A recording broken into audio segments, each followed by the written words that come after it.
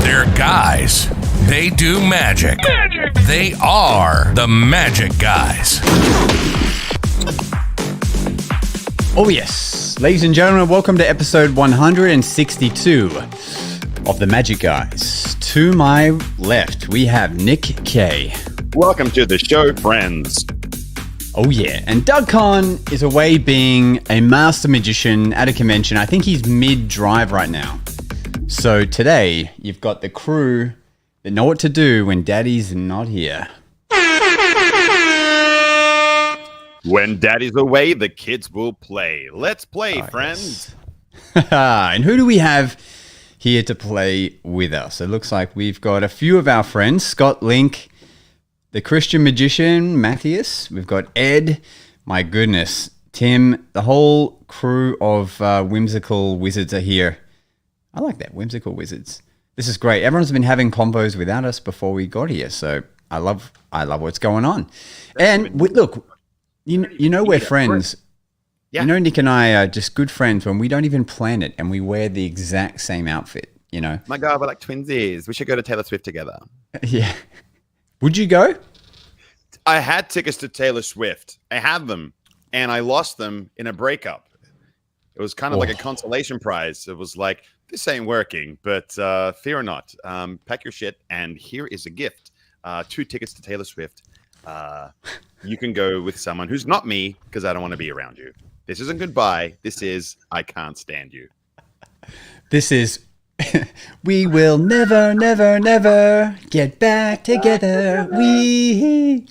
Wow. You literally gave her a breakup concert ticket. Yeah. Which I thought was a nice consolation. Wow. Isn't that kind of ironic though? Like most of her songs are about relationships and the breakup she goes through, and you don't go to it because you had a breakup. Like I said, man, if I ever start a band again, it's going to be like all the Taylor Swift songs, but the other side from the guy's perspective of what went down, because she slanders every dude she's broken up with. I'm going to call John Mayer. I'm going to be like, what really went down? And he's going to be like, she leaves the toilet seat up. And I'm like, that's weird. What else does she do? It's like she pooped in the bed. And I'm like, what? That doesn't make sense.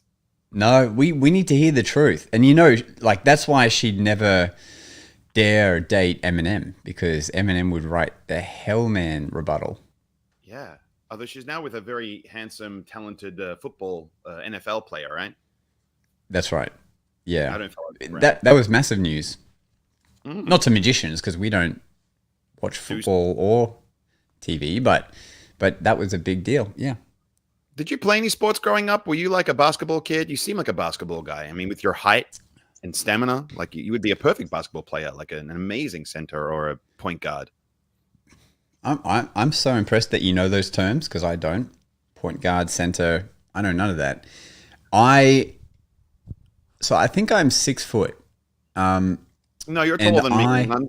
You're taller than me, aren't you? I'm 6'2". You're. I don't think I'm more than 6'2". But I'm like around there, right? I'm like around there. But I'm like that now. But growing up in high school, like I didn't have none of that height.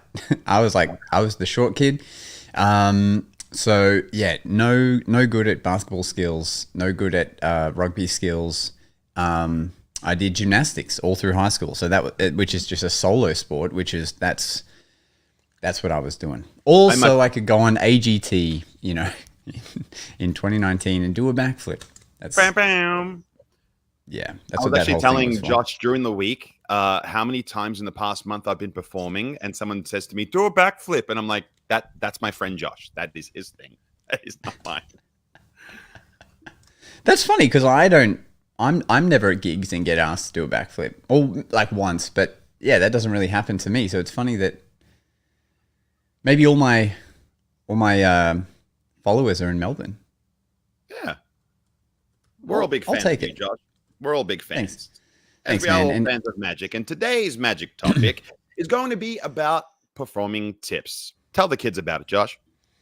Yes. Well, look, you can buy all of the downloads and all the gimmicks you want, but at the end of the day, like, there's 2 parts to doing magic, right? Like, one is you have to learn the skill, but then the second thing is you have to learn how to act like a goddamn human when you're trying to execute that skill in a social situation and performing. And it's that stuff that we don't really learn much about in books and things like that. And that's when all of the stuff happens that you don't account for, that you only really learn from performing and just from getting that stage time. So today what we thought we'd do is we'd go back and forth and give some performance tips of just things you might not even think of, or just like things that you should start thinking about if you want to perform. And that's, from two seasoned corporate guys, that's what we're going to share with today. Absolutely. So I think, now, with one of the things that I get asked the most is like from the very beginning, how do you even approach a group? So I thought I would share some of the things that I shared, not only from my lecture, and which I also share with all the magicians who are on our books at Omega Entertainment. Let's start with tip number 1, which is to approach a group. Are we? Oh, I think I or you froze for a second. So we are ready. Yes. Let's go. We're excited. All of the things. Let's do it. Was that too much? Okay. That's great. How to approach a group. Now, this is the way I do it. Now, I just want to be straight up open that like I'm going to share my theories on it. Nothing is gospel. I'm sure that other people have means of approaching groups. Someone told me that like I do it the way Ben Earl does, where I just walk around with a drink and pretend I'm part of a party and wait for someone to tell me, "Oh, what do you do for a living?" And it's like that could take several minutes, if not tens of minutes, before someone cares enough to say, "Hey, what do you do?" Well, I kind of do magic. Do you want to do something? And if you're only at a corporate gig for an hour, that is not going to work. So here is how I approach groups. I simply approach groups and I say that I'm either there for behalf of the venue or the client, and I will approach them and say, "Good evening, folks. How are we all? Wonderful. My name is Nick Kay, and it is my job to entertain you fine people. Is now a good time for magic, or am I interrupting conversation?" That is the first thing I say. And the reason I say that is that at these corporate events, every now and again, people are invited, possible new clientele, even existing customers, that the CEO or whoever might be in that company who's hiring you is trying to get into the room in order to do business with. Now, if they have some momentum going in which they're about to lose a deal, you do not want to be responsible for ruining that. Let's say, "Sorry, we're just in the middle, and can we come back?"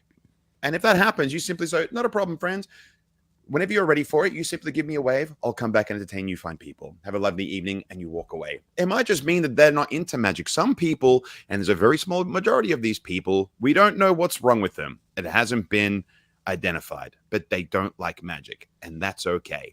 But allow people to say no, knowing that you're not experiencing any rejection for that, because it's one of the things that we fear the most when approaching people, that we're going to get rejected for our magic and what we want to do. So allow them to say no and just move on, because it's going to, you're going to entertain people who want to see it because they've asked for it, right?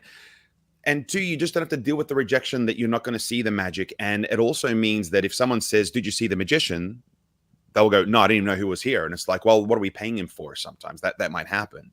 But you totally negate all of that by being able to say, "Yes, he came to us, but I was in the middle of chatting to brand new client A, and I didn't have a chance to see what he did for the time he was here." So that's one of the things you want to do. Now, if somebody says, "Yeah, now's a great time. That's lovely," here's what I say next. I choose someone in the group, typically someone who exudes any sort of alpha energy or someone who is going to be a distraction, and I try to pull them apart from that, right? Now, you can choose people for whatever merit you want to choose, but whoever you choose, I say this.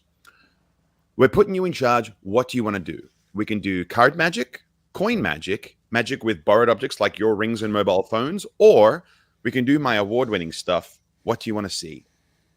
And then they choose it. Now, the fact they've asked to see what magic they want to see means that they're all in agreement with what's happening there, and no one's pushing back. And they're all going, "Okay, great." And now they have their attention, and you allow them to choose. So what's cool about that is that you're showing to people that you have a repertoire and that you have more than one thing to do. Now, you don't have to use my script. Some of my friends will say different things like, "Do you want to see something really cool or something really crazy?" And they go, "I want to see something crazy." And I go, "Cool, let's do it." I have another friend who will say, do you want to do something psychological or something visual?" And they'll go, "Psychological." And then he'll do mentalism as opposed to magic. So there's a few ways you can approach it. Find your own flavor and ask what you want to see. It could just be, do you want to see cards, coins, or something random, you know? And you can do it like that. But it just, the good thing that when I've done this is that it's got me booked again, because there's been times where I've been performing and I've always saved like my best trick for the CEO. And that CEO will say, oh no, I've already seen it. Thank you. And they go away thinking that I'm just this one trick pony showing one trick to a group. But then I've been rebooked for events, and where I finish the event and go, hey, I want to thank you for having me. It was an absolute pleasure entertaining your guests. And they say, what are you doing in November? And I go, hopefully working for you. And they say, great, because I saw your coin stuff and your card stuff, but I want to see your award-winning stuff and the other stuff. I go, wonderful. I look forward to seeing you in November. Let me know the date as soon as you can, and I'll put a light pencil in my calendar. They go, great, we'll see you in November. So it's one of the things that allows you to show that you have a larger scale repertoire as opposed to just one thing. And it also means that you're more inclined to be invited back to that table or back to that group to keep performing. And then whatever they choose is what you perform, and away you go. So that's a nice way to open to a group, and you cover a lot of bases. I predicated all this information based off the Max Maven book Prism. And in that book, he explains when you approach a group or an audience in general, you need to cover who are you, what are you doing, and why are you worth my time?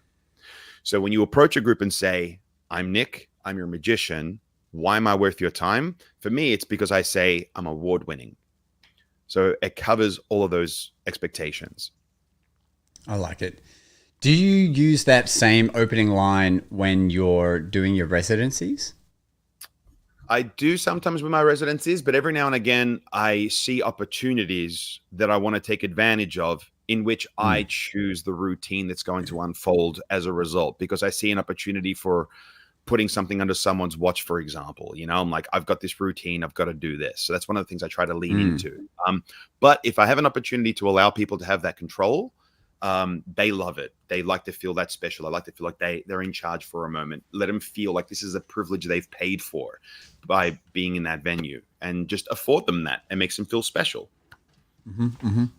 I would love to, in the future, since, you know, we're getting all multimedia on the podcast, it'd be cool to see one of your introductions, like on video, like some undercover footage of you approaching a group and seeing that dynamic. I think that would be cool for me and for the crew. Although, you know, I could be wrong. You guys put in the comments if that's something you'd like to see as well. It's nice that you say that, Josh, because I'm actually considering doing a type of training course, which I was going to share with the Magicians on Our books on how to approach people and so forth. So that was kind of one of the things that you can say. So the reason I bring that up is that if you're working for a client, you can just introduce yourself. A nice way to break the ice is if you know who the CEO is, you can go to that group and say on behalf of the CEO, hi, friends. David said that I must come and show you some magic. Is now a good time? Oh, David sent you here? Yeah, David sent us here.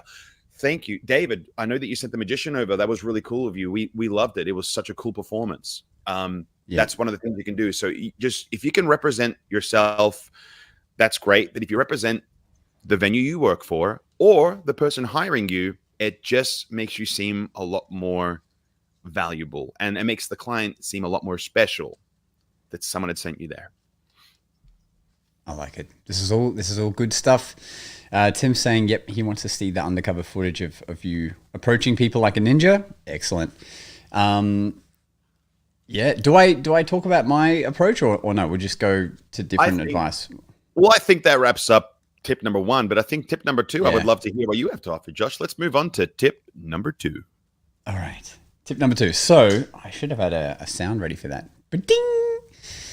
This one, I'm not sure how much of a tip it is. It's just something that happened that is the first time it's happened in my parlor show that ended up being a positive, and I filmed it. So as I film all my shows, so I wanted to share it with you guys.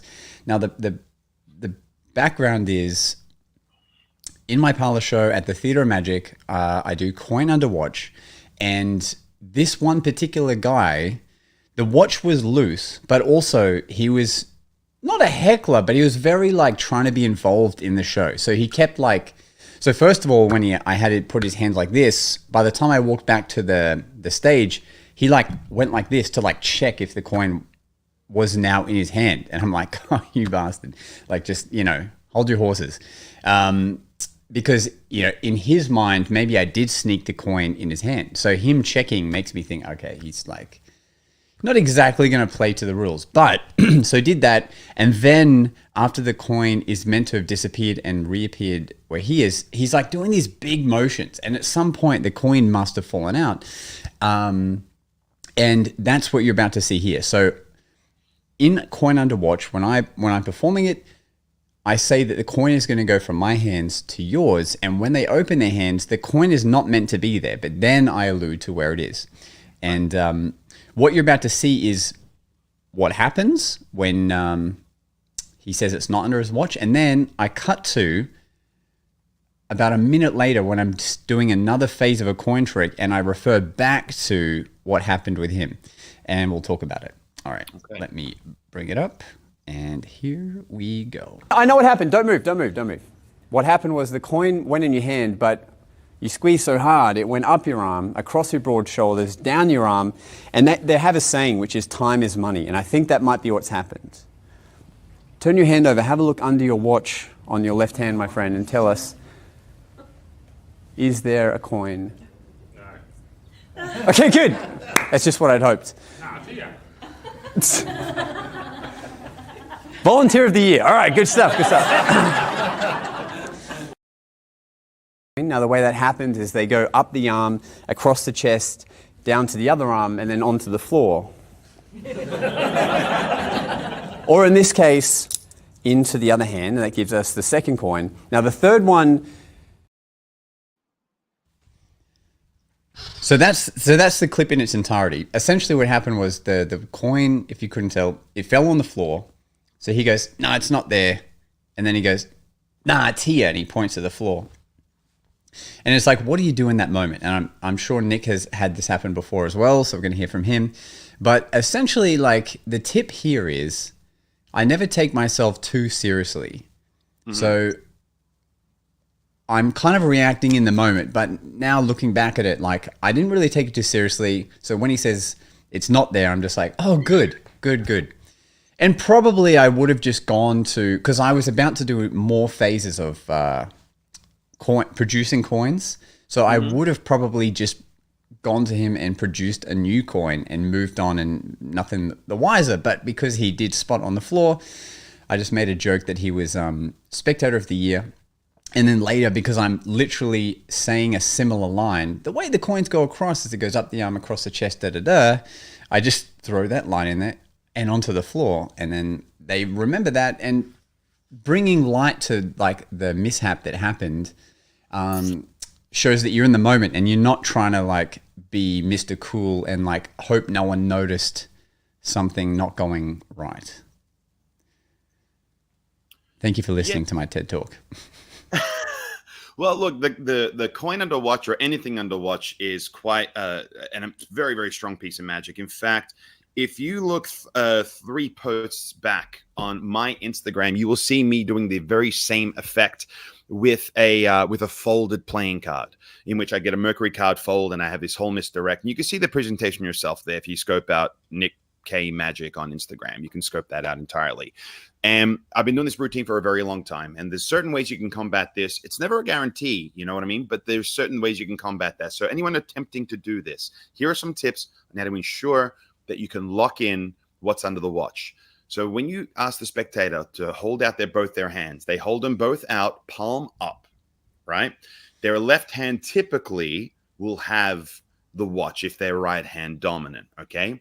You can then use your right hand to sneak that particular anything underneath their watch. And you can do that whilst asking them to take a step over so they can be positioned and everyone can see them better. And you can also do that in the process of taking their hand that doesn't have the watch to place on top of their other hand. So that's one of the ways you combat that sort of misdirection wise. When I do it with a pack of playing cards, I'll say to them, I go, hold up both your hands, come forward a minute. How many cards in a pack? And they go, 52. And I go, something like that. And then I get someone to name a number and you will see the presentation afterwards. But I just try to get their brain to think of anything other than what's under their watch. Now, that presentation that you saw, that fell out and landed on the floor. No one noticed it, but it did fall. It fell out of his watch, and I just picked it up and put it straight back under and got away with it. right? It That's does happen. awesome. It does happen. It was a very hot day. We're having a bit of a heat, with very high temperatures here in Melbourne. But here's one of the things you can do to ensure that it locks underneath the watch. So the action for putting it under someone's watch is when you basically run your right hand down their forearm and it gets delivered to the watch. The next thing you want to do is make it as if you're positioning them and moving them. And what you do then is you try grip the watch and push up the arm, because typically as far as a forearm goes, it's slimmer at the wrist and widens as it goes towards the elbow. So as you push back on that watch, it will tend to go back and lock in. It, again, not a guarantee if they're doing any sort of great vigorous move, but there's a little pro tip on how to load under and lock in something under someone's watch. That's really smart. I've never myself even considered that, actually moving their watch up to make it tighter. That's great, man. Nice. Pro tip. That is another pro tip from Nick J. And Bam, bam, bam. at the end of the day, what we're saying is, because this particular tip is really about nothing's ever gone wrong until you tell them it's gone wrong. So like there's always a way to fix your performing like the routine, especially in close-up. Like anything bloody goes in close-up. Like the other day I went to do a routine and I'm using like a smoke pen, and I realized halfway through I pulled out a normal Sharpie and I'm like, oh, I can't do the routine, and I just talked my way out of going into the next routine. It really, like, as long as you know, eventually you've done it so much, anything can happen and you're fine with it.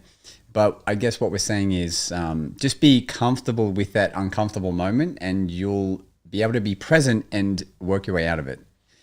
And had that happened to me 10 years ago with that guy saying the coin's not there, I probably would have sweat bullets, But now I couldn't even look at me. I'm like half asleep. I look like I couldn't care at all. Vanish. Nick's gone. Nice. Well, speaking of sweating bullets, I actually forgot to bring this over. Speaking of sweating bullets, I've been asked quite a few times, like, how do you keep your head from staying dry and and sweating under pressure and so forth? So moving on to our third tip, I have a little tip for you guys who worry about any sort of perspiration that might happen on your face. Should we go into step 3 or tip 3? Let's do it. Welcome to tip 3. So I was messaged recently, actually, by our good friend and sponsor, Sean Piper from Piper Magic. And he was saying, and he tried to he's like, I don't want to sound like a bit, but how do you stop from sweating, like on your face and in your head? Like, I'm always so sweaty. Now, I know friends who will do it and keep like a towel or a hanky in their back pocket just to wipe down every now and again as they're doing their thing, which is a great idea. That was covered in Maximum Entertainment book, which was written by Ken Weber, which is one of my favorite books, probably my most favorite book on magic and performance. But I wanted to share this because I put this on religiously. And I have at least 3 bottles at any one time in my cabinet. And this is it's called No More Sweat. It is that's kind of shiny, apologies, but it's called No More Sweat. It's a face antiperspirant. So what's great about this is that it applies on like you would any sort of roll-on deodorant for your armpit, only it's engineered to be put on your face. It's mainly used for the treatment of acne and things of that nature. So people who have like super oily skin and it tends to really, really ruin their skin. But this also doubles as an amazing thing to be putting on your face when you're performing. Now, the good thing about this is that, one, if you are someone who's sweating, or if you're even just self-conscious about it, it's just one less thing you have to stress about, because stress is going to what's caused that sort of the perspiration. So I will shower up, I'll put on a moisturizer, and then I'll chill for a bit. And once that moisturizer sunk in, I apply this to my entire melon, all over my cheeks, forehead, my entire melon, even under my neck, like the whole melon. And I just smear it over, I let it dry, and it effectively just minimizes the amount of perspiration you would experience that would ordinarily come on your forehead and head and so forth. So that's a nice way to deal with heat management. We've spoken about other methods of heat management, like the Arctic cooling vest. But this is a really great pro tip. So for anyone who worries about that. Yeah. So officially, what is the name of that? So it's called. So I believe the brand is called No More Sweat. It's something Okay. you can purchase or order through. Here in Oz, it would be Chemist Warehouse is where I order them from. But I'm sure there's lots of different versions of this. It's not entirely expensive at all, and I would rather spend the money to have the confidence knowing that I'm not sweating bullets as I'm performing or ever if I'm feeling under pressure. And I can tell you times that like someone's tried to ruin my trick and it's like, look at him, he's nervous. And I'm like, bro, do you see me sweating? And they don't because I have this. So it just shows that you almost exude more confidence from it. The fact that you're not, sweating like all buggery. It's great. That's great. Yeah. I'm gonna have to look into it. Right now, my sweating method is just I wear an undershirt under my dress shirt, and I also apply translucent powder to my face and now to my head that I have a bald head. And translucent powder for the young kids out there is just a powder that you can't see, but it creates a matte layer to your skin so that if you do sweat, you're not going to have that shiny look when the lights hit you, especially if you're performing on stage, like you're seeing Nick right now. You won't see that hot glow look. Yeah, it gives you that smooth look. And if you're ever on stage, and especially if a camera is projecting onto the screen, it just keeps you calm, cool, and collected. It also has a weird way of, I don't know if the powder kind of covers your pores, but it does stop you from sweating out your face. You will start to sweat more out of like other places, but I don't know how to explain it, but it does sort of stop you sweating here as well. And that's just what I've experimented with. But yeah, because in Australia, mate, you got to find your ways of not sweating. That's for sure. Yeah. And just while we're on the topic of sweating, though, one more thing I want to make mention with regards to heat management or even just sweat management is there is a company called Klein's, I believe it's called KLIENS,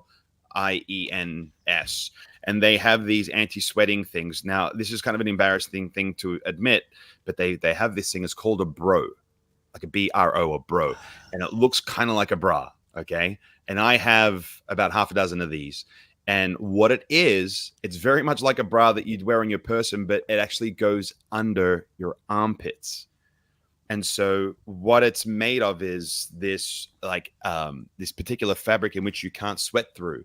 So it's good to wear this on your armpits because it's not like wearing a t-shirt where you would generate more heat to soak up your sweat. You actually can be a little more comfortable, but have your armpits entirely covered, and any sort of perspiration that you might have is going to be stopped or blocked by these armpits.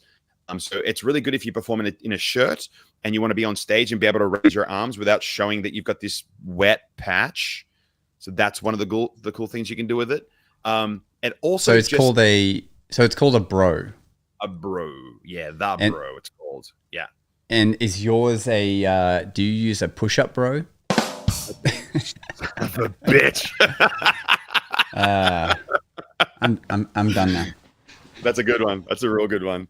But Thanks, bro. Yeah, and it's ridiculous. Like it's like I would be so embarrassed if like I had to undress in front of a lady and be wearing this thing, and then like then have her like, can you do it with one hand? I can do it with one hand. You know what I mean? Like it would just be kind of embarrassing. But they come in 3 different colors. You can get them in skin color, white, and black. I have white and black ones to match my shirts. Do not wear a black one and wear a white shirt. Pro tip: you are going to ruin your white shirt. So that's a little hot tip on sweaty, hairy men. All right. Pro tip number 4. This tip is based around the caterers at an event. It's the one thing that has been battling with magicians for centuries, is at a cocktail event, when you're entertaining a group, you're at the climax of the routine. And then you have this woman come right barging into the middle saying, "Would you like a spring roll? Would you like a spring roll? Would you like a spring roll? I don't want no fucking spring roll." And that's how we feel on the inside, is we want to murder that person.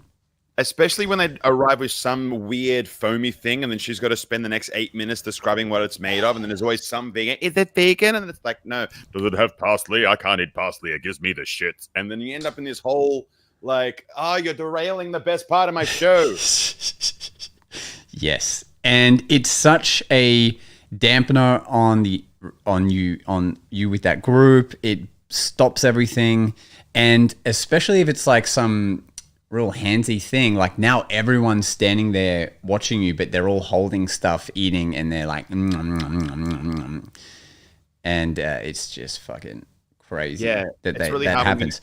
Yeah. Or when you need to engage with someone and you're like, what is your name? Like, and because they got a whole mouthful of hors d'oeuvres. Yeah, that too. So here's my tip, and this just happened. I know I've mentioned this on the pod before, but it's worth mentioning now so that everyone it's just nailed in their heads. So the tip I discovered is the moment when that person interrupts, and it's going to happen, but they're going to interrupt and they're going to ask everyone if they want food, and then they're going to walk away. So what I've started doing so that it doesn't completely halt the performance, and so that there's still a way to get back into the routine, is I will politely stop and let them take their food. But then, because they always ask you as well if you want some. It's this, I don't know how they can't understand the dynamic of what's going on before they walk up, but I get it. They're paid to serve their food, and that's fine. But when they get to me, so by the time I see them arrive, before they get to me, I will palm a coin. And when they ask me if I want one, I will reach up and go, oh, I'll take this one. And I'll just produce a coin and make the ting off their metal tray. Ting! Like this. I'll take that one. Thank you. I'll flick it. Now, let me tell you what happens. The caterer freaks out. They're like, oh my God, what? Because they're so blind that a magician's there, which is fine. They're there to do their job. So what happens is they freak out, and then the group watching will react to her reacting. And then it does two things. Number one, now you've started up the magic engine again. She'll walk away and they've seen her react, and then I'll keep going, or I'll make a joke about how, magicians and caterers have been getting along for centuries. And that's a fun thing I like to do. And I'll keep going. So it lets you start the performance again. But the other thing it does is now that person knows that you're there doing magic, and you actually do start to get interrupted less and less throughout the night, the more that those caterers have that interaction with you. And also, if you're with a group and that's happened at the beginning of your performance, if someone else interrupts again, they actually kind of now are excited to see what you're going to do to that caterer when they get to you. And then I'll back palm a card and grab a card from underneath their tray this time. And it just shows how cool, calm, and collected you are, and that you're sort of ready for anything. And so it's weird. It makes them excited to see what happens when you get interrupted by a caterer. The caterers learn that there's a magician there, and it keeps everything flowing after they've done that. Because you produce something, magic happens, you keep going. That is like the best thing I've ever discovered, because now it's fun. You can have fun with it when they interrupt you, and I think everyone should do it. That's my tip. That's a brilliant bit of kit. Like a lot of times you could combat this, before you begin. Sometimes there's like a briefing where everyone's sort of sitting around and going like, okay, we're serving this is what's in it, and they're educating everyone as to what's going on. And in that moment you go, hey guys, I'm performing this evening. If you do see me doing magic to folks, just kindly dodge me for a minute. I'm only going to be like 3 minutes at most, and then you can go back to that group and serve them some hors d'oeuvres, so that's cool.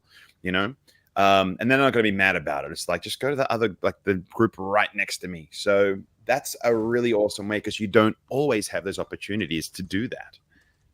Yeah, and they don't always listen either. Yeah.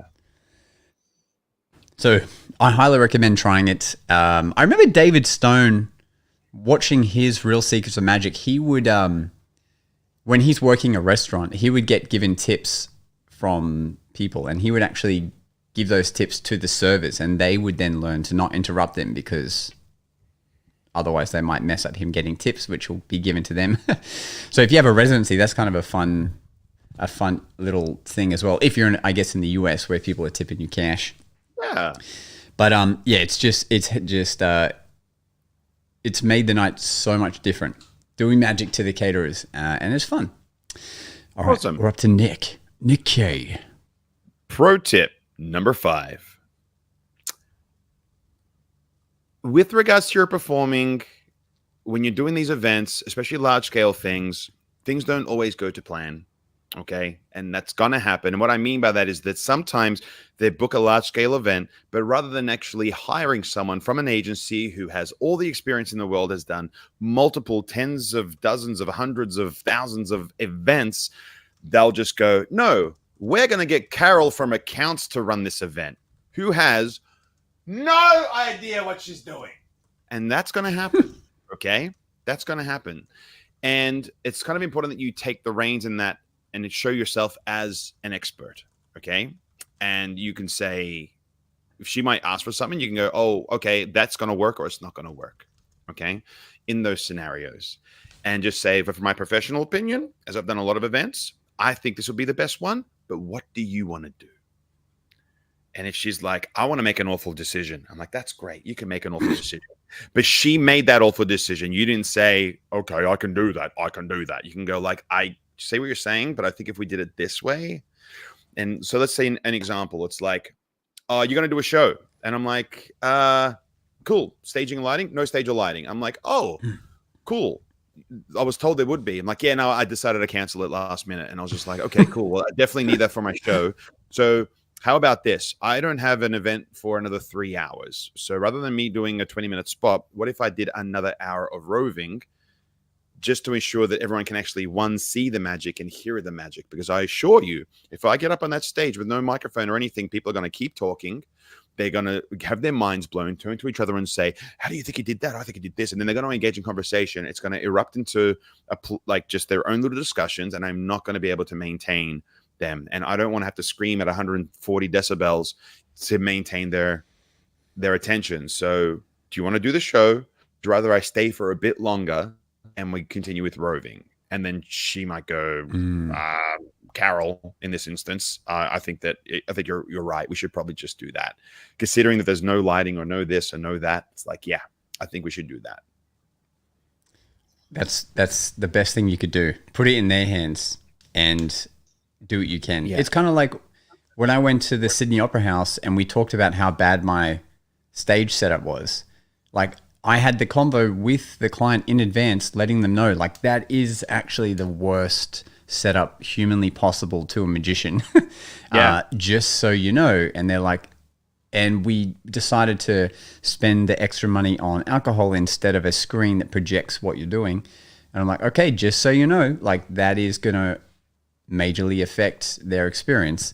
And so as long as you make them aware of that, and they're not like surprised, like, what the hell? That, you know, why didn't everyone watch you and go crazy? Yeah. I called this chapter in my lecture notes, take responsibility, pass along liability. So you take responsibility for giving them the best show possible, but they are liable for making that choice. They made the choice, whether it was right or wrong, they made it. And if it was the wrong one, you then say, I said so. I told you so. And who doesn't love saying that? Yeah, we love that. Wait, this is the first one. Jay, my buddy Jay, he's a fellow Brisbane magician. Is there a donation button? Just been looking for it. That's very kind of you, my friend. Yes, it's West.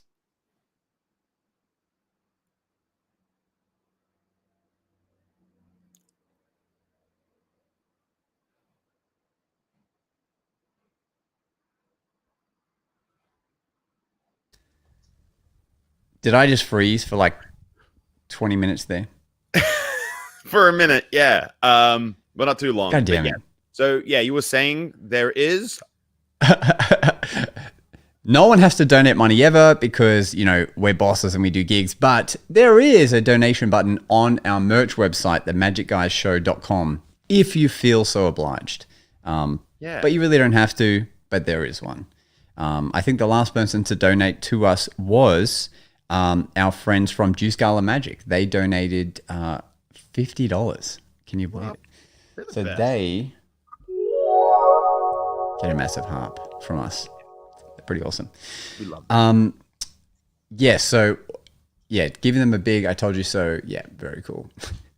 And you just got to stand your ground sometime because, like, we're always worried about.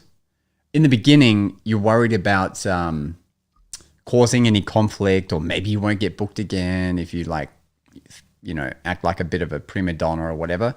But really, you just know what you need, and so telling them that is just super important sometimes. Yeah, yeah, awesome. All right, that's a great tip. That is a great tip. Should we continue on to the next one? What's your tip? All right. Let me play the there we go. Awesome. All right. By the way, thank you, Tim. He said, these are great, guys. Thank you, man. Awesome. Next tip I have is, this is just a little one. I've shared this with plenty of magicians, and it is, if you're performing at a gala dinner or some kind of thing where there's speeches being given, even, when they do their welcome speech, they are going to tell everyone, this is the welcome speech. So like everyone's just arrived, they got their pre-drinks and cocktails and stuff, arrival drinks. And then there's someone giving a speech to welcome everyone. I've learned that during that welcome speech, they want to show off what there is to do at the event. And one of those things is you. So they will say, enjoy the band we have playing here tonight. Go and take a photo at the photo booth, and we have a magician roaming around. Make sure you see him. Now that used to happen so many times that I would just stand there and like see that happen. But then I decided to make a moment of it, and it's as simple as I grab some flash paper, knowing that moment's going to happen. And as soon as they say, and there's a magician somewhere, I just light that bad boy, throw it in the air. And you get that synonymous like, whoa, from the audience. Where? And the person on stage is like, yeah, that's the guy. But it creates like a little moment because everyone's like, whoa. And then the client's happy that happened because now it like seems like they're giving a better speech on stage. I've shared that with like every Brisbane magician that I've done gigs with. And now I've seen them start doing it as well. And I love that. And I remember gigging with Jason Gray, our fellow magician on the Gold Coast. And I was like, bro, do you have any flash paper on you? And he's like, yeah, why? I can get some after the speeches. I'm like, no, we need it now. And I'm like, just wait. They're going to mention us. And when they do, let's just throw some fire in the air. He's like, okay, is that really going to happen? I'm like, just wait. And then 2 minutes later, they go, and we have our magicians here, Josh and Jason. Where are they? And then we'd go, and everyone's like, wow. And now, for the rest of the night, they already know we're the magicians, and they're like the groups are waiting to see us. So that is my tip. That is a great pro tip. I actively will, like, it's the moment where we sit there, there'll be someone next to me. I'm like, oh wait, it's speeches, and I will just grab flash in my left hand, Zippo loader in my, and I just wait. I just wait, and I'm just like, yep, just waiting. Here we go. Just so good. Yeah, I will say off the back of your point is, I really dislike when they want to make an announcement that there's a magician at a roving event, but the gig was supposed to have 70 people and there's 10. That's when I dislike. They're like, "There's a magician here," and I'm like, "No," because you're there for an hour and it's going to just be 10 people stuck on you at this one table. But at least if it's 10 people, there might be 3 over there, 7 there, or like, and you can break them up. You know what I mean? And because you got to do a whole, and it's so upsetting because what they should have done is book the parlor show where you can give them a proper stage performance, and this happens a lot at these events. More so at like birthday parties because, you know, Sarah invited like 70 people, but like 7 people like her. Yeah. Yo, we gotta pause the podcast for a second. Jay, you are too kind, my friend. Jay just jumped on our website and he just donated 20 wizard dollars to us, to the pod. That is you're too kind, man. It's your first time on the pod. If you fellow listeners, you freaking moochers here, this is the first time he's been on this podcast and he's just donated straight away.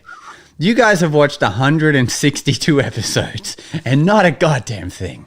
Shout out, Jay real McCoy. bro. We appreciate you. Thank you very much. We're going to use that money to buy magic beans. It's going to be great. Magic beans, here we come. Now, onward to tip number 7. Ooh, yeah. Oh, that's the wrong button, but we'll take it. We'll try again. Lead me in again. Now, on to tip number 7. When going to a gig, keep these 3 things in mind. Be easy to work with, be talented, be on time. I'm going to say it again. Be easy to work with, be talented, be on time. If you are all 3 of these things, you will have an amazing career and every gig will be an absolute success. If you are only 2 of those things, you can still make a living. You will be okay. But if you're all 3, you will be unstoppable. If you're one of those things, stop doing magic. Get the hell out of my house. It's amazing because you can be talented and easy to work with and late, and they will tolerate it. You know what I mean? They will tolerate it. But if someone else comes along with more punctuality, guess what? I would prefer to work with someone I know is going to be there. They're kind of a 3 out of 5, but they're always here. So you would prefer to work with that somebody. You know what I mean? That's like the sort of diva thing. It's like they're very talented, they're on time, but they're such a pain in the ass to work with. It's always this like, the stage isn't high enough. Now you got to bring another stage out. And it's like, well, I can't rebuild the stage. Everyone's already here. Like, well, I can't go out then. It's like, what do you mean you can't go out then? How much higher is it? It needs to be 2 inches higher. I'm like, I'm not going to raise it 2 inches, you know, like stand in a chair, you know? So that's the type of thing that can be the customer experience and the client experience as well. So if you are all 3 of these things, you will have an amazing career. Scouts on Scotty just added in there, number 4, also be clothed. That's important. That's worth mentioning. Yeah. Unless you're part of the naked magicians, in which case that's a big no-no. Yeah. Which that is true. That's a great tip. Like, you can be as talented as you want, but if you're a dick, it's not going to get you that far. It just, you know, there is some magicians out there that aren't that talented, right? We know them. We're not going to mention them, but we know who they are. And they're so lovely. They're so lovely. You know? They're so lovely. And you will hire the shit out of them because of that. And you will go to their Fringe Festival shows because they're just so lovely, you know? Here's how you know if a magician's not that good. When you ask someone if they know that magician and they say, oh yeah, I know him. He's such a nice guy. That means it's not that good. Am I wrong? Because that is, no one says that about like Chris Angel, for example, or David Blaine. Have you seen David Blaine? Yeah. Crazy shit. Blah, blah, blah. They never go, yeah, he's such a nice guy. It's like, yeah. I bet you he is lovely though. You know, I bet you he's nice because I don't think he would just do anything to make it to be bad. Like it takes an effort to be a dick, and he doesn't do that. He just, you know, imagine drink. Yeah. I would still say yes. You reckon he's a dick? I can't imagine. I'm going to ask Garrett Thomas. I'm going to ask Garrett Thomas. Going to say, Garrett, what's he like? Because I guarantee he's going to be lovely. He has to be. I bet he's lovely, and I bet he's just like really weird and quirky because he's, you know, trying to create such high level art with pushing his, like, you know, his body's been through a lot. So he's probably like always thinking about the next 100 skydives he's about to do, or I got to hold my breath for another 10 minutes tonight, or I got to jump down a 20-story drop, you know. Yeah. I can't believe he was doing those sorts of things. You know, like that is a whole different discussion to have. Maybe we should do like let's explore the crazy brain of David Blaine. That's a great rhyme. Ooh, I like it. The brain of David Blaine. Yeah. This summer. I love how in one of the specials he did, Ozzy Wind is backstage with him and he's going to do the bullet catch, and in rehearsals the bullet the mouth guard he's meant to catch the bullet with breaks. Yeah. And he's like, okay, we just gotta glue it up and fix it and da da da. And Ozzy wins like if before a show like a card gimmick of mine breaks, I will not do that trick, let alone the gimmick of something that's going to stop you from dying. You're just going to fix it and press on. Just gonna get some Gorilla Grip, some gaffer tape. Yeah. You'll be all right. Nah, it's grass. Yeah. That's the title right there. Thank you, Thomas. The Brain of Blaine. That's going to be the podcast episode when we do it. Hell yeah. Hell yeah. All right. Is it my turn? Yeah, we can squeeze in a couple more tips, I think. Okay. Mine's just a quick one. I love doing Rubik's Cube Magic now, and I will do it now in roving gigs at a private booking event, but I'm not doing it at every table. I'll use it as like showing a bit of texture in my event so that like maybe one, maybe two groups I'll do it, and at least people looking over will see me with it and realize it's kind of like back to what Nick was saying. You want people to know you have more stuff you can do. So there's like 4 things I'll do at an event, which only that one group will see. And it's very visual. So when people look over, they'll see me doing something they didn't see. And so like the subtext is there's stuff he does I didn't see. But with a Rubik's Cube, it takes, it's like such a chunky thing. And I always used to find it awkward to carry it on me, because if you stick it in your jacket pocket, it's just a massive thing. Then I realized you can, if you have a splash bottle gimmick on you, which is like a holder on your belt, it does sit in that pretty well. And then recently, I now have these awesome suit pants, which are elastic. So so the pants are always sort of look like they're tailored to your legs, but and they're a bit lighter. But the good thing is the pockets are also elastic. So in your back pocket, you can actually comfortably stick a Rubik's Cube in there, and that's cool too. But my tip is, forget all that stuff. What I do is I'll get to the event. Now I buy my cubes in bulk because in a stage show I'll give one away anyway. So I'll take the cube, I'll put it in my stack, and I'll sit it on one of the cocktail tables, and that's where it'll stay. So I'm not carrying it around with me, but guaranteed the group that walks up to it is going to mess with it or not. And that's how I'll get to it. At some point in the event, I'm going to see that cube again. And when I get to it, now it's a little bit more organic because it's already there. It's not like I'm like, hey, look at this thing that no one else has at this event. And especially if they're there trying to mix it, and then I come up and join the conversation, and they're like, oh, can you solve one? Because they like genuinely a lot of the time don't know that I brought that. They just think that how events have like giant Jenga and all those kind of things, that maybe they did bring it. So it kind of like adds that extra element of organicness, if you can call it that, with a cube. So that's what I'll do. I'll sit it on one of the tables, I'll leave it, and then at some point I'll get to it, I'll do magic with it, bang, and then I'll take it with me, and I might leave it on another table, or I'll put it back in my case. And that's kind of like how I deal with that, and that way you're not carrying it on you, and it like sparks a conversation. I'll literally just walk up and be like, oh, so who's the cuber of the group? And then that's like the opening question that gets the combo started, and you take it and you blow their minds. Absolutely. That's my tip. We have time for one more tip, I think. What Sounds tip number good. is this? 9? 7? 9. No, we do quickly as well. We have our friend Matthew, who is also known as the Christian Magician in here. He did send in a speak pipe, which we love getting your speak pipes to join in on the conversation. So let's I put in our Discord like who has a tip of their own, and I think this is more of a comedic thing here, but we're gonna listen to it anyway. I'm gonna look at Nick for the volume.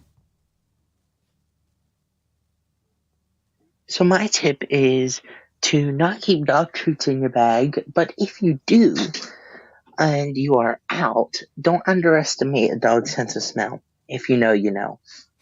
Anyways, my real tip is if you are out performing, and let's just say 70, 80 degree weather, and it's in the bare sun because they just chopped down the tree that you were performing next to, Keep a cover over your bag because if the sun is beating down on your bag, or more specifically your linking rings, it's not going to feel very good mid performance when you have to put the rings on your arm. Yeah, just a little tip. Keep your rings cool. That is a really obscure, but I love that tip. Keep your rings cool. That's a pro tip, man. Like sitting out the Yeah. sun, like baking in that sort of situation, like a coin or anything else that might happen like that. Yeah, that's a great tip. Like you got to be sort of weary of your environments. I guess off the back of that, sometimes you're performing at a table. There's food, there's drink. Just take a second to identify that when you hand something out, somebody might put it straight in the table into this wet patch that their ring, the ring of their glass, the condensation had just settled, and then you got destroyed cards all of a sudden. So, like, I guess to take away from that as a whole is be wary of your environment. You don't want to spread cards across the table if it's covered in sherbet. Yeah. And yeah, your cards will heat up. They'll get warped. Wax, any kind of like card to ceiling wax will get very, very soft in heat. Yeah. Things like that. Like sometimes, yeah, I'll go to grab the wax and it's gone because I'll keep it on my belt or something, and it's just gotten so hot, it's just gone all like soft and just like flopped right off. And yeah, so heat can be a bastard. That was a great tip. Thank you and also for those who didn't know the reference about the dog and the dog treats, he shared a story with us how he used to keep dog treats because in that area where he busks, people would have dogs, but then one dog realized there's a whole bag of treats in that bag, stormed his bag, his stuff went everywhere. So that's also a good tip. Maybe you don't keep dog treats in your bag because they'll definitely sniff it out. Yeah. I think we have time for one more tip to wrap up this episode. Josh, what do you say? I say that's a good idea. Whose turn is it? My turn. Okay. Okay, thank God. I would like to round out this tip with it quite possibly being one of the most important ones, and that is 2 points I want to make. Look good, smell good. I can't tell you how many times I've been performing amongst a whole group of magicians, whether it be for a large-scale event or for a gala. And there are people who haven't taken the courtesy or had the professionalism to either like iron their shirt, so they come out with this entirely wrinkly number. And I can appreciate that when you travel, this becomes a thing. I respect that entirely. But if there's an opportunity to do that, I have a traveling steam iron. I have 2 of them. I also have and they're very affordable too to get a steamer. Yeah. Yeah. When you're traveling, get to the room and iron your stuff and then take a nap, like when you're doing that. Like I always iron my stuff and make sure that I'm really ready to rock. There's certain fabrics that don't crease as much. All of my suits are made of mohair. They have to be made of mohair. I have some suits that are not, and I will not travel with those. Aesthetically, they don't come in that mohair print. So I have to they always have to be that, so you can scrunch them up and undo it. I can appreciate that linen shirts, I do wear linen shirts, but thankfully I always make sure the collars are super starched so that they don't look all crappy and wavy. I starch my shirts. I do it myself, or if not, I have my dry cleaner do it. But super important stuff because you want to look as sharp as possible. If you are going to be a crinkly shirt type of guy, wear a vest. Vests don't crinkle as much, and you can roll them up so that they don't get creases in them when you're traveling as well. So you literally just roll them into almost a cigar type number, and that's going to work really well for you.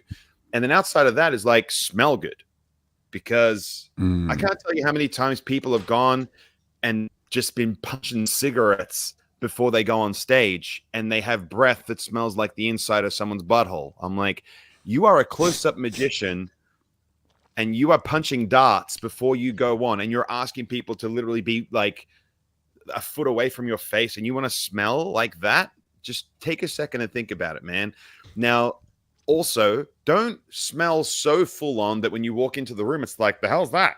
Because you've OD'd the amount of like antiperspirant or cologne that you're wearing. You want to wear cologne to the point that they could smell you if they were hugging you. That's as far as the reach you want to have with your stank. Okay. You don't want to have it so that, like when people come, I've had people, but I'm like, bro, you're a bit close. And it's like, sorry, you just smell so nice, And I'm like, oh, thank you. It's izumiyaki, You can do that. But I never want to smell to the point where, like, if I'm 5 meters away, you're like, I can smell the magician is here. Like, I never want to smell like that. I try to be as odorless as possible. I steam my shirts and I steam my suit after every performance to ensure that all odors, everything, because sometimes you're performing in functions where people are smoking or cigar bars or who knows, whatever it is. You could just be around the wood oven pizza that was there, and then all of a sudden you smell like like a fireplace. You don't want to do that. You want to look good. You want to smell good, because people are going to be in proximity. And so any negative connotation with regards to how you look or smell is going to just negate and be a distraction to what they should be enjoying and experiencing. I think that sums it up. Yeah. You don't want anything else than the magic to be distracting them or like give any attention to. So dress better than the guests that are going to be there. Wear some shiny shoes. Smell good. Be a good person. Cut your fingernails. Yeah. Clean your fingernails. Cut your fingernails. Yeah. And then blow their freaking minds with some great magic. Don't have them say he was such a nice guy. Have them say he did the most amazing thing I've ever seen. Yeah. Wow, that's so many tips. Keep flossing your kid as well. Floss is super important. So you don't have any crap in your teeth. And also, if your shirt tears or your suit tears or anything happens, you can actually use the floss to sew up any sort of situations as well. So that's another pro tip. I've done it. I've been there. It's a pro tip. Trust me. All right, we've lost our mind now. Guys, thanks for watching. I think any of those tips could be used as the final words. So we're going to see you next week. We'll see you in the Discord as well. Ciao. Thanks for listening. It's time for us to disappear now. But we'll see you again on the next episode of The Magic Guys.